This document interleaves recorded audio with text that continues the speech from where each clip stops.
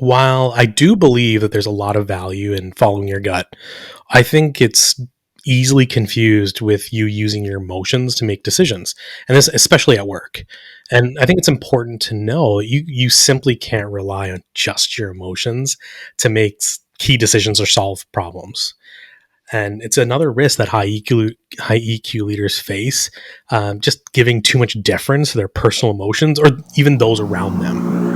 1, 2, 3, 4.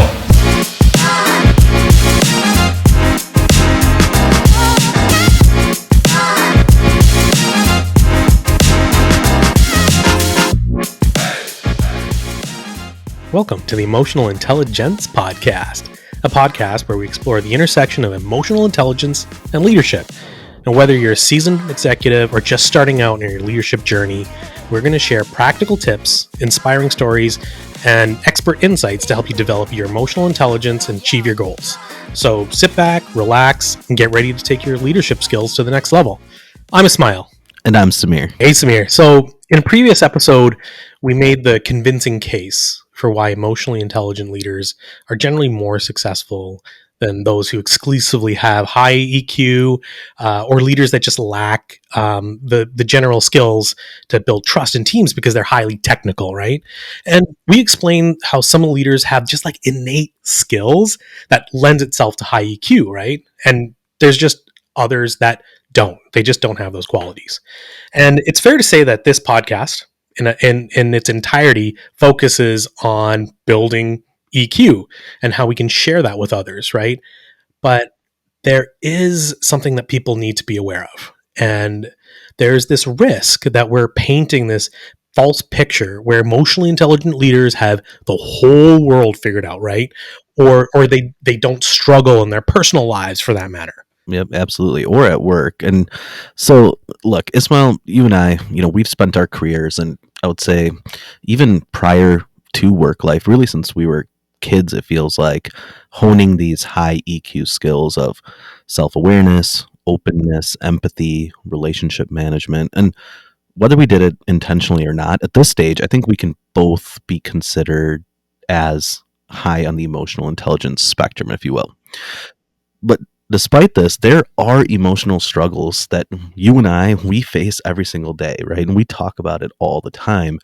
And so these emotions or these struggles, that's what we refer to as the dark side of emotional intelligence. And within the dark side, there's some really heavy and raw, difficult emotions that high EQ individuals, they struggle with every single day. And so this episode really will shed some light on these emotions, these dark side emotions, and they're going to teach you ways to recognize when you're feeling these emotions, and then we're going to discuss ways to help you overcome these emotions. I think as we go through some of these topics, and we're going to be covering things like emotional exhaustion or perceived insincerity, I think some of the people out there, they're going to be nodding their heads saying yeah, I do feel this, or yeah, I go through this.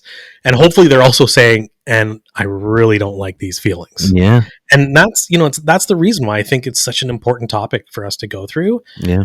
So in that case, why don't we dive into our first topic? Yeah. And I think this is something that many of us have felt and are probably feeling today. And that is emotional burnout. Yes. Hand raised. I'm guilty. All right, let's do it, Ismail. One of the key features of high EQ individuals is that they are constantly absorbing the emotional state of those around them, right? We talked about social awareness, leaders understanding the emotions of others and then managing them to a positive outcome. But without a doubt, right, this superpower, as we've called it, that's high EQ individuals use to their advantage every single day, being able to read and understand the emotions of everyone around them. And they use that to build trust. They use that to influence their teams. However, it can really have this exhausting impact on leaders who are constantly invested in the emotions of the people around them. And this can single-handedly lead to emotional burnout, if you will. I mean, it's because high EQ leaders have that extra burden of constantly reading or managing the emotions of everyone around them, right? But on top of that, they have to manage their own emotional state day in, day out.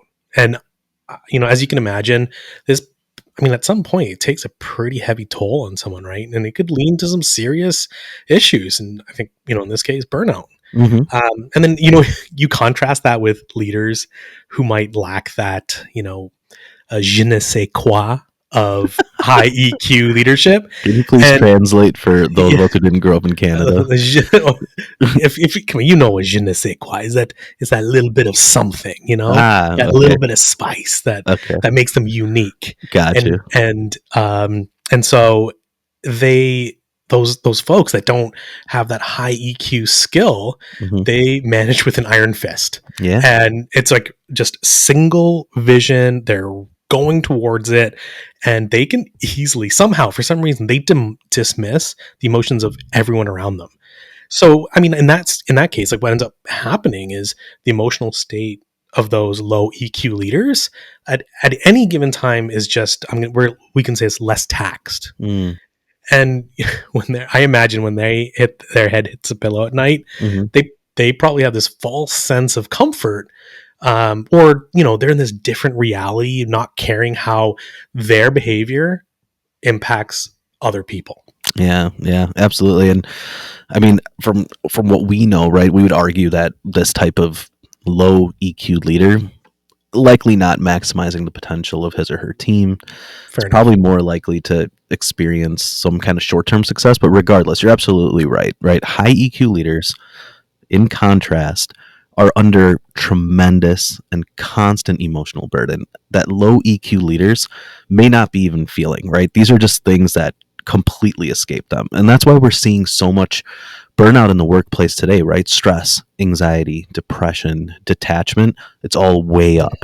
And then work satisfaction, home life satisfaction is way down, right? Even in leaders who, to a third party, from an outsider's perspective, they might look like they've got it all figured out. Like they have great career success, family life looks so good. But when you lift the hood, these leaders, they're really struggling to find joy in their accomplishments. And they're in this state of constant emotional distress.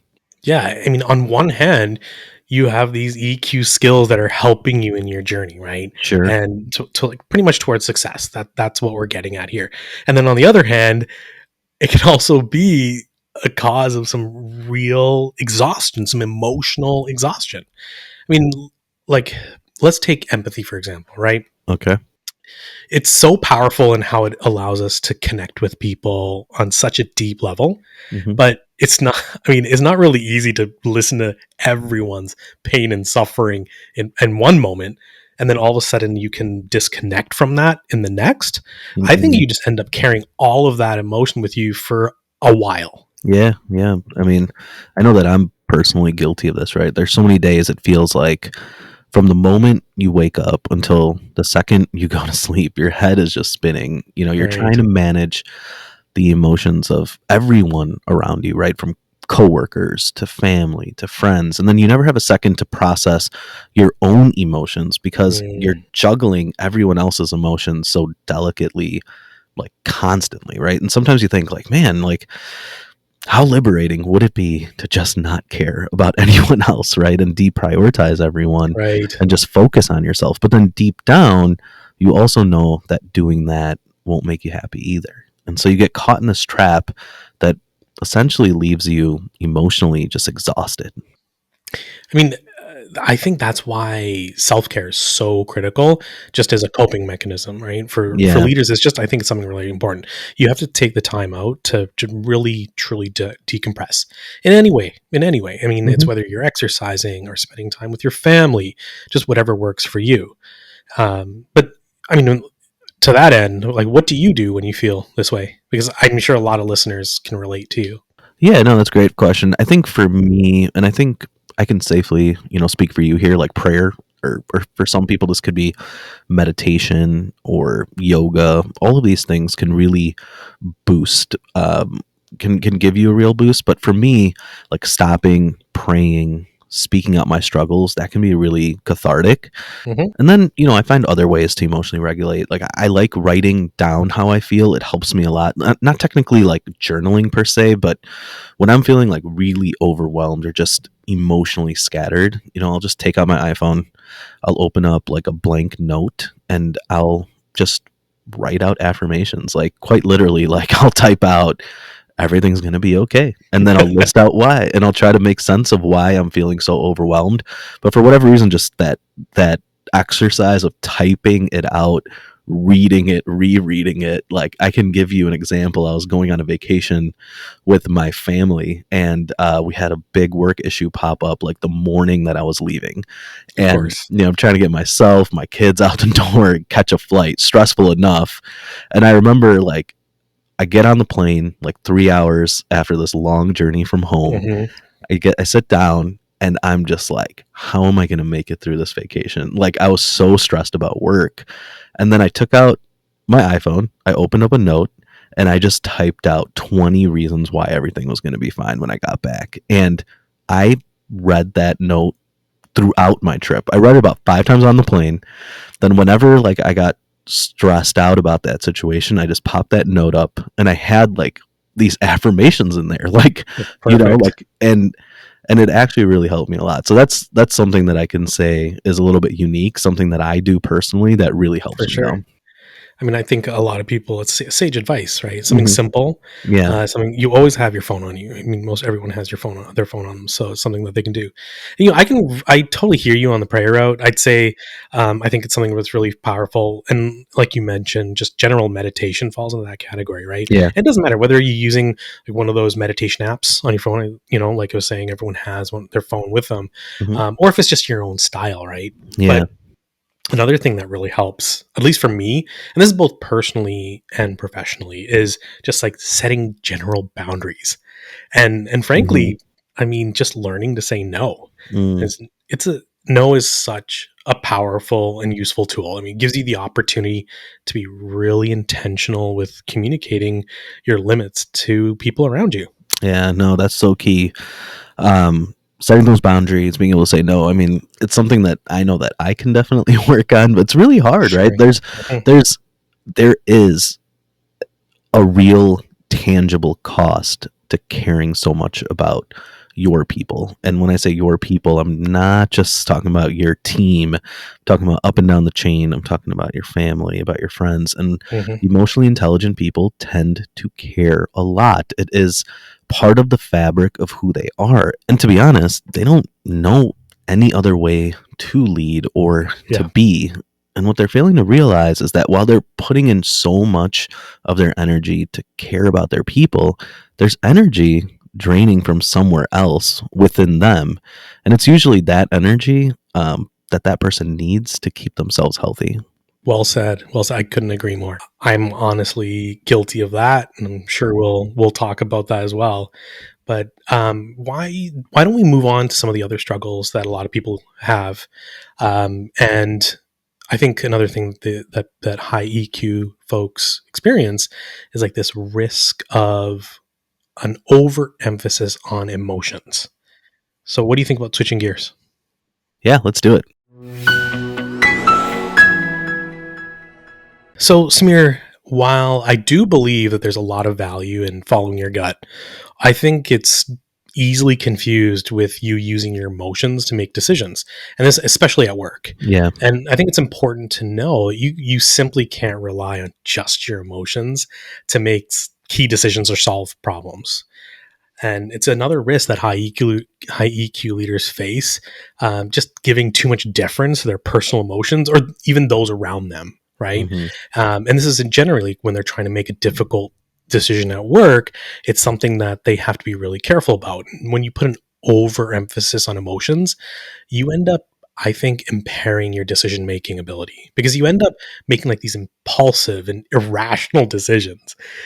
And I mean, another thing that happens is you can end up maybe misinterpreting the intentions or motives of others, which I mean, I just don't think can end well. It does Yeah. not. It's Right. usually where the conflicts start. Yep. Right. Right. And I think the main point that I'm trying to make here is that if you give your emotions center stage in your decision making process, it can create a lot of stress and anxiety for those people who just use that particular approach, generally Mhm. people who are high in EQ. When in reality, what they need to do is they need to be able to look at data and objective aspects of a particular issue to come to a fair, well rounded, sound conclusion. Yeah, yeah, and as you were explaining the issues that can be caused by the overemphasis on emotions, I was thinking about like examples that a lot of leaders are facing, Hmm. and that's the reality of having to lay off staff, right? Something Sure. that we're seeing and hearing a lot about of late. And so for leaders, I think there's nothing that's more emotionally shattering at the workplace than having to let someone go, right? It's even Right. harder for, I would say, emotionally intelligent leaders who make a living by, like we talk about, right, holistically caring about their teams Sure. and treating them with empathy and kindness and cultivating trust. And now you have to deliver the crushing news and ultimately, upend somebody's life and Right. then deal with the aftermath, which is a team of freaked out people, right? And so Right. if you let emotion exclusively kind of carry the day, the business can suffer like some real consequences, right? A lot of leaders will fight this reality. They'll do whatever they can to save their people, even if it has really detrimental business impacts. So we see high EQ leaders really find a struggle, or they struggle to find that balance, right? We're talking about Hmm. an overemphasis on the emotional side of the decision. Right. And I'd say this is a real knock on high EQ leaders. This is the reason why a lot of these cutthroat business leaders, they don't completely buy into the highly emotional and the emotionally intelligent leader Right. being the right person to lead, because uh, they don't want to value people in this way. Like these cutthroat business guys, or women, I should say, they don't wish to value people holistically. They view emotionally invested leaders as being weak, but there is a balance that can be achieved, right? To battle this notion. It's what you talked about, right? We need to look at data and the objective aspects. So in the end, you can't, just overemphasize emotion and then ignore the reality, ignore the data. You have to be able Right. to balance it too. I mean, I'd say this is where self-awareness comes into play, Hmm. because if you're aware of this particular nuance of a high EQ leader, it Hmm. allows you to quickly identify when your emotions are kind of clouding your judgment in Sure. some of those particular situations. And I mean, if you fall into that group, I think it's important to spend some time bolstering your critical thinking skills, and it's the strengthening your ability to analyze objective data, right? It is a 100%. skill, yeah. It truly And is. right, and instead of like that, you may have this instinctual emotion centric response, Hmm. and everything in moderation, Hmm. right? Hmm. But like you mentioned, you do need to develop some level of comfort with letting the data guide you as well, right? Hmm. And at the very least, I think you should use data to validate at least what your gut is telling you. Yeah, no, 100%. And I think one thing that I've done over the years, knowing that, I've run the risk of overemphasizing emotion, is seeking diverse perspectives, right? Knowing Mm, that I can get caught up in emotion. So I go to those that are disconnected from the situation, and I ask them, for feedback. So interesting. people who have similar roles at different companies, or completely different industries, but can still relate to the nuances of the situation I'm Sure. facing, and then I get a refreshed perspective by doing that, and Right. that's been super helpful, getting that diverse perspective, and then also reflecting on historical mistakes that I've made by overemphasizing emotions, right? Perhaps you hung on to people a little too long in the past.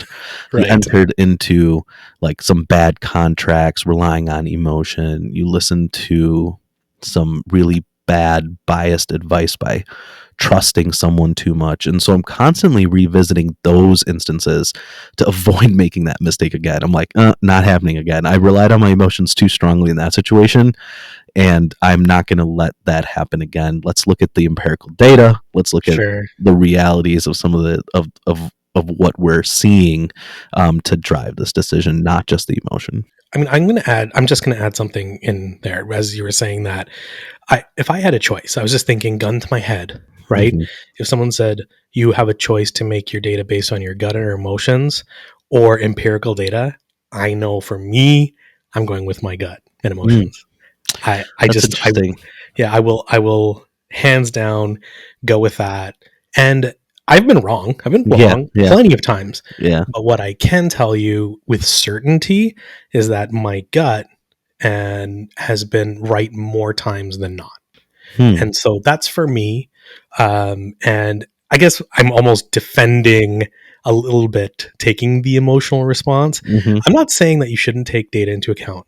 Yeah, And I think it's at least learning how to do it. yeah, yeah. But when push comes to shove, for me, again, this is just my personal experience, I'll always revert back to my emotion. That's interesting. Yeah, I think for me, like now, I've truly found a way to strike that balance more because my gut has failed me a few times.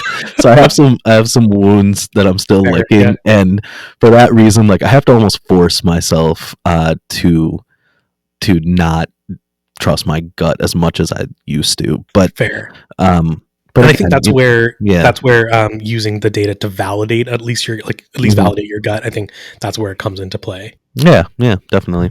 Right. So, I mean, I think emotional burnout and an overemphasis on emotions are just really common pitfalls that high EQ individuals need to keep an eye out for. Hmm. But another one that we should discuss, and I think this is really an interesting one, is around authenticity or perceived insincerity. Ah, interesting. All right, let's get into that one. I think it's a good one. Thanks for tuning into the podcast. We hope you're enjoying the episode so far. If you want to stay updated on all the latest content and behind the scenes action, be sure to follow us on social media. You can find us on Instagram, LinkedIn, Facebook, Twitter, and several other places by using the link in the show notes. And if it's not too much trouble, we'd love for you to leave a review and share this episode with some of your friends. Your support means everything to us, and we can't wait to connect with you online. Now, let's get back to the show. So, Ismail, one common trait seen in people with high emotional intelligence is their ability to read a room and then adjust their emotional response to match the needs and feelings of those around them. And this is a really, really powerful skill. It allows those with high EQ to easily navigate social situations, Mm. diffuse conflict, influence others, bolster collaboration between groups of people. And so, while their ability to use emotion to get things done is a really important skill that high Mhm. EQ leaders have, and this adaptability or ease by which high EQ leaders navigate emotionally difficult situations, it can sometimes come off as a leader being insincere or even manipulative. And so this can have some really serious consequences, like we're talking about erosion of trust, or a leader can get a reputation of being disingenuous, and that can create conflict for them. So, Yeah, I mean, so while unfortunate, you have to understand, I think that this is just an unintended consequence of being an adaptable person and like being able to see things mhm, from other people's perspectives. And this is all while providing true empathy, right? yeah, I mean, the challenge here is like when people see you doing this too easily, it can kind of come off as just being lip service, even though you probably genuinely care. yeah, for sure. Because I've run into this issue a lot. Particularly when I get into arguments with my wife, right? She'll call Sure. me out. She'll call me out for doing something that hurt her, and I'll think about it, and I pretty quickly realize, like, man, that was kind of bogus what I did there, and I'll say sorry because I'm genuinely, sorry, and she'll be like, "You're just saying sorry to end the conversation. You don't want to talk about it. You just want to move on." And then I get frustrated because I'm like, "Wait, you called me out. I'm seeing your perspective. I see where I went wrong, and I'm actually really sorry. But it's like, as a like an emotionally intelligent person, Uh-huh. it's the ease by which I make those progressions, right? Those emotional progressions. I don't get worked up. It makes it seem like I don't actually get Mm, it, or that I don't actually care, which sucks because I do care, and right. I'm being open to feedback. I'm being self-aware. I'm doing everything that you should do. Yet now I'm being told that I'm just saying sorry to end it. And it's incredibly frustrating. But again, it's a pitfall of being emotionally intelligent, right? Yeah. Sometimes you're just so good at navigating these situations that the other person is just like, This why, can't be like, real, this right? can't be Like, no, real. yeah. And so, but like, actually being good at it is making it worse, It's and, interesting. and Yeah. yeah. As you were saying that, is I think that's something's really interesting about this is if you can perfect some of these skills at home with like your spouse or family, I Yeah. think doing it at work is just a walk in the park, right? Yeah, I mean, you think And about just like the emotions, right? Like, if yeah, you can do this stuff with your family and navigate how emotionally charged some of those conflicts are, and then yeah, the workplace, kind of like you said, it just seems so much simpler. totally. And I mean, speaking of our spouses, Yeah. right? One thing that I've practiced a lot with my wife is empathy, Mm. right? And Yep. I do this. I say this from the perspective of like I've learned how to keep that stereotypical male trait of solving things at Mm. bay. But Mhm, I think the mhm. next level of doing that is being able to practice true empathy without losing your authenticity, right? Mm. Like, so can you truly hear someone when they're coming to you at work with an issue or a problem that maybe isn't as important to you or Mhm. something that you might just not really care about? And can you make that person feel seen and heard while still being authentic about it? Mm. I mean, I've been in the situation a boatload. And over the years, I think I've honed the skill of just slowing down my thoughts and just really trying to hear them. Mm. And I know it seems easier than it sounds, but when you master it, this light bulb will just go off in your head and you'll just know. You're like, I get it. And as well, I could say, like, I've known you for quite a lot of years, and you are actually a really, really good listener. And when people are talking to you, they can just feel that you care and that you're paying attention. But then I know you, like, you genuinely do care and you want to know. You're such a curious person. I think for myself, I have a tendency to want to get to the bottom of things very quickly. And so when Mm, others want confrontation, or they want to vent things out, or they just want to hash something out, I think I lack some of that patience. And so then I sort of nudge them to hurry up. And I think that that can come off as being insincere or not caring. And it isn't that I don't care. It's just I know where the conversation's going to yeah. end up. So can we just take it there? Like, if you're not going to, I will, because Yeah. I'm all about efficient communication, especially in the workplace. So, but that's something that I need to work on. It's definitely like, where making people feel seen and heard is such an important part of being a high EQ leader. And yeah, it's just one of those things where I'm just like, ugh, can you I hurry it mean, up? Come on now. I think for you, it's this amazing skill, which is a blessing and a curse at the same time, Exactly. right? Because 100%. you're skilled enough to know, okay, this is where it's going, Yeah. and it just happens. You just happen to want to get to the end because you're like, oh, well, we just make this decision and move on to the next thing because you have so Mhm. many things going on, right?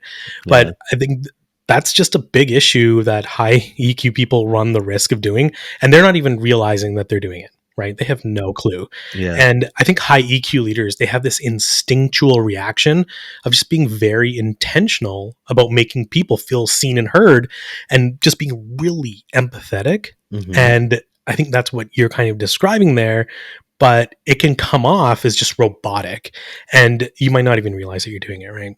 Hmm. And So as much as you want to be laser focused on the outcome, I Yeah. think you have to go through the entire journey of the conversation only because the first person in front of you, they're the ones who need it. Yeah, yeah, it's hard. You're absolutely right, 100%.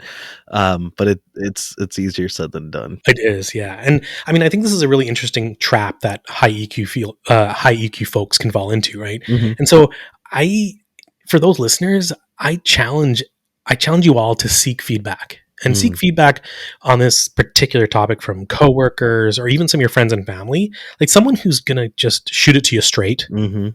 Because if there are things that you can do to change this notion of perceived insincerity, it's totally worth addressing. Yeah, yeah. So, high EQ leaders, like, in the same way, they've become so good at controlling their emotions, doing the right things, saying the right things, that it can become unrelatable. And Mm. people think that you're just telling them what they want to hear, or that you don't actually care, because if you did, you would be just as upset as they are. You'd be punching a hole in the wall, you know? So because you're not doing that, they just feel like you are not understanding their emotions. So the best things to do is every once in a while, just punch a hole in the wall, you know? Uh, I could see you. I just picture you kind of sitting there, like looking around, eyes shifting. You just drop a glass on the floor. Just what's you going should on? see all the holes in my office walls. Oh, really? Really? Yeah, I bet. I bet. Sameer, why don't we jump ahead to another issue? And I think this is something that high EQ leaders are also battling with, and it's that difficulty of setting boundaries. So, Ismail, I know that when it comes to the number of family events that you will attend, you set a Mhm. hard cap at one per quarter. Mhm.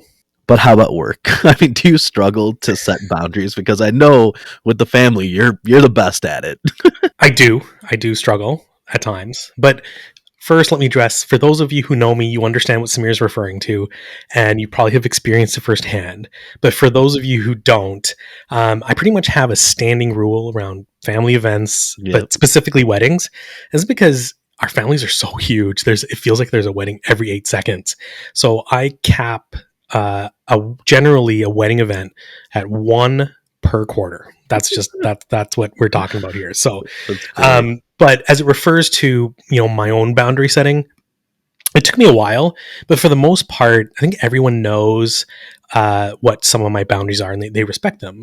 Mhm. And what I think it's even more important that you're able to set boundaries at work, and let me tell you why. So high EQ leaders, and we've talked about this, they're wired to care a lot about feelings of others, right? Mhm. And so there's no shortage of empathy for other people's strife or pain.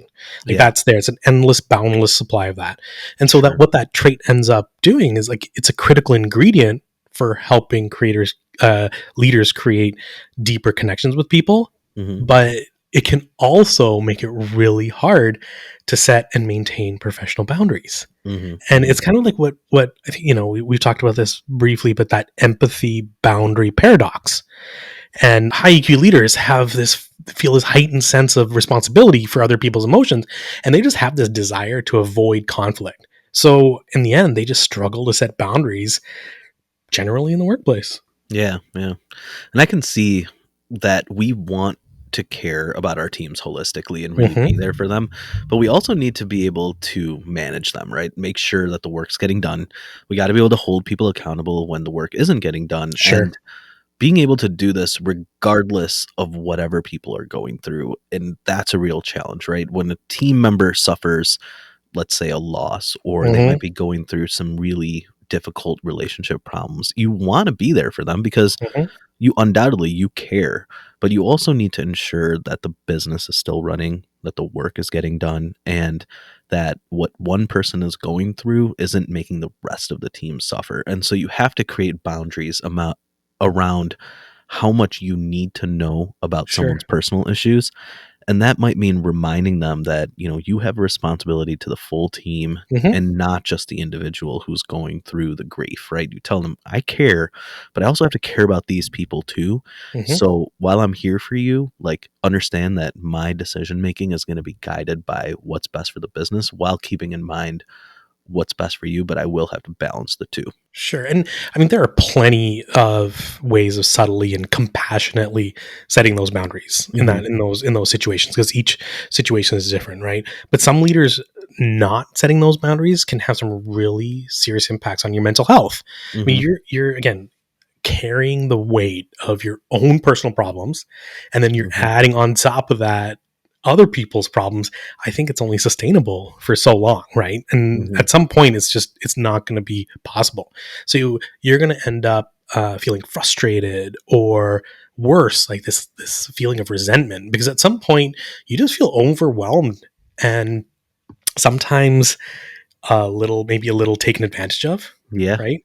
And I can't tell you how many times I've just made the decision after a long week or long month that I'm just done, like Hmm. done. And Yeah. what I mean by that is, like, I'm just not going to answer my phone or respond to text messages, work, personal, anything, because I'm just not able to process anyone's information anymore. Hmm. It's as if, like, I just need to do that because my brain needs to go through this emotional detox before I can be productive again. Yeah, no, that's an emotional detox. I like that. And it's definitely, easier said than done, right? Yeah. And something though that, absolutely is critical. So another issue that poor boundary setting has caused me, and it seems like it's happened a lot of times in my life before I was able to really take control of it, is trouble maintaining like healthy relationships Hmm. because of my emotional intelligence or my emphasis on emotions. Because for me, personally, not setting boundaries, it's been hard for me over the years to maintain like balanced or reciprocal relationships. Interesting. I Okay. was felt often I felt like I was putting in more into a relationship Mm, than I'm getting in return. And so that's left me really disenchanted and disappointed by people over the years. But now I've come to realize, much later than I should have, because I wish I realized this earlier, would have saved me a lot of grief, that it was actually like a me problem, right? Not the other person, oh, because interesting. I didn't set the right emotional boundaries. So I was operating under some kind of non-existent pretense that if I care this much, the other person should too, or they have to, because for me, and this happened for many, many years, I felt that there really were no boundaries in friendship, Hmm. but other people, they did set boundaries. Mm, I just was never able to see them, you know? And I think that the same can apply to a certain degree at work, because we often work in teams yeah. and there's such an interdependence, and boundary setting can really protect you emotionally. So Ismail, with that said, like, what do you do? Like, what do you do to not avoid or to avoid not setting proper boundaries? That's a difficult but very good question. Um, I'd say I think I solved this probably in particular by figuring out how to do it in my personal life first, and Mm, very then I interesting. applied it to work. Right. So Okay. I'd say I used to struggle a lot with this dilemma of spending time with myself to recharge, which I think is Hmm. probably one of my like self care coping mechanisms, right? Yeah. And versus going out with friends or to some social outings. Mm, And I think if you were to ask my wife, she'd tell you that I used to have this debate with myself a couple times a week, easy, right? And I don't think this is really special to me, but I think like one day I just realized I'm just a better person, a better friend, I'm hmm. happier, a better spouse if I just said no to some of the invitations. And that way, when I did go out, I was really present during Mm, those times, and it really mattered, like, quality over quantity in that case. yeah. And this naturally just transitioned to work, where I learned my own limits at work, Hmm. and anything beyond that was just pretty much a fairly hard no. And Mm, this is just me again being self-aware, right? And I'm reflecting on what was good for me at that point in time. And that's not to say that you're still not helpful, but Mhm. there are limits. It's just you're going to go to a point. And probably folks like yourself and myself are our, like, what we're thinking as a 3 or 4 out of 10 of helping is probably an 11 or 12 out of 10 for other people. But Yeah. it's just I knew that I recognized that I was taking too much emotional responsibility for people at work, to the point where I just, was able to figure out that it's better for me to create a boundary here and say no, and just prioritize my own well-being. Yeah. And again, like I mentioned this earlier, there's there are really subtle and compassionate ways of letting people know that you've got a boundary, but at the same time, you really need to be just open and honest as necessary, right? About Yeah. why. And Yeah. I think one of the most important things that I learned, and that everyone should keep in mind, is just don't feel bad about it. Yeah, yeah, and I think that's the hard part, but like you put so well, like that preventative care, right? Like Yeah. being proactive and prioritizing yourself. It's really the golden ticket, because the alternative is not doing that and then really making yourself sick, right? I mean, I think we this was a really good summary of the dark side of emotional intelligence, and it's an important aspect of the emotional intelligence conversation.